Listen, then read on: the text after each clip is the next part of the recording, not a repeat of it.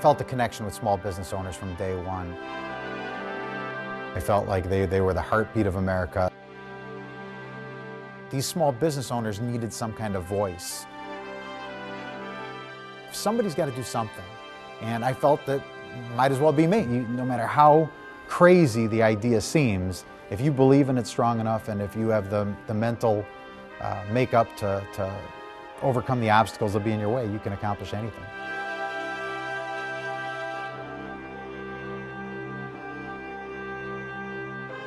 My name is Jim Tracy, and I'm the president of America's Best Companies.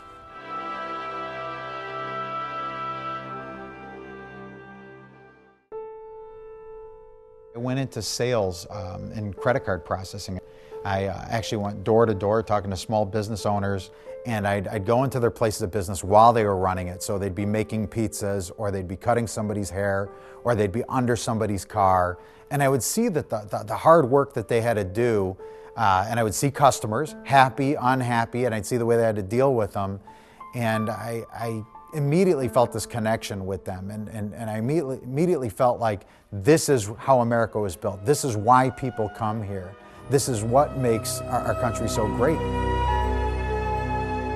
I felt a connection with small business owners from day one.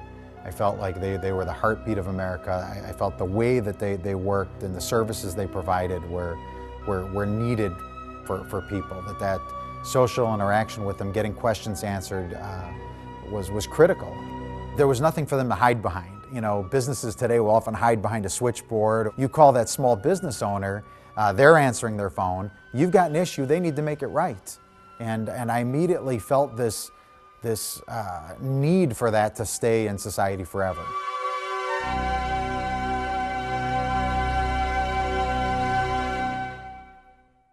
I was in a small town in western Illinois, and one summer I was there with my kids, and we were walking around and looking at the bait shop and all the cute little donut shops and all the things they had going on. And the very next summer we went there, and all these little stores were gone. And when I asked what happened to them, they said, oh, a big box store opened up down the street, and we've had like 24 businesses close. And it was like a dagger in my heart. All the years that I'd worked with small business owners, all the hard work that I'd seen all of them do thousands of days, just all seemed to disappear at that moment. And I said to myself, somebody's got to do something. And I felt that might as well be me. Somebody needed to go out there and tell people that all these big box stores and all these towns looking alike isn't necessarily the best direction for America. I didn't figure it out right away. I figured out the name right away. Right away I said the best companies in America are the small companies, and I came up with the name America's Best Companies. It was a year or two later before I figured out that these small business owners needed some kind of voice, and that would help make the difference. So I decided to start this organization so that they could have a voice.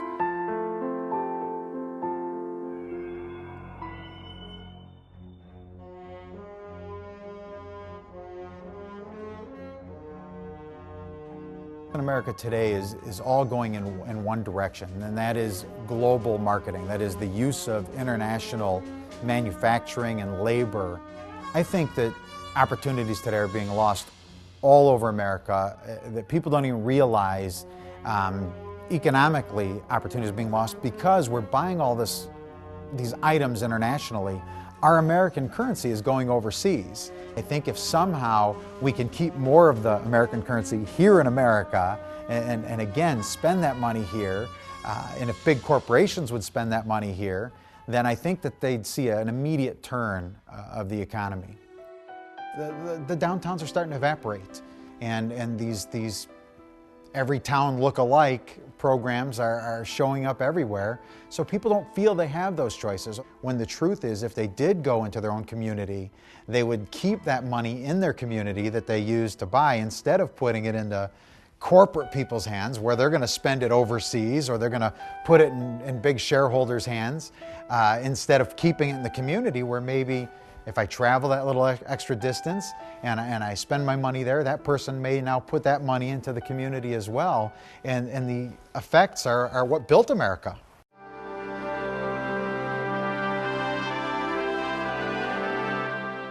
I think that we can fix this problem in numbers by educating people. What I'm trying to do, what I'm trying to gather together is 100,000 small business owners, because I know the average small business owner can employ 5 to 10 people, and all of a sudden my membership, my organization will represent 500,000 to 1 million Americans. Well, now I can actually go to Congress or to senators or to politicians and say, I represent 1 million people. If I say I represent 1 million people, you're going to listen. And if these 1 million people can really stand behind what we have to say and have a voice, then we can make change and we can create change.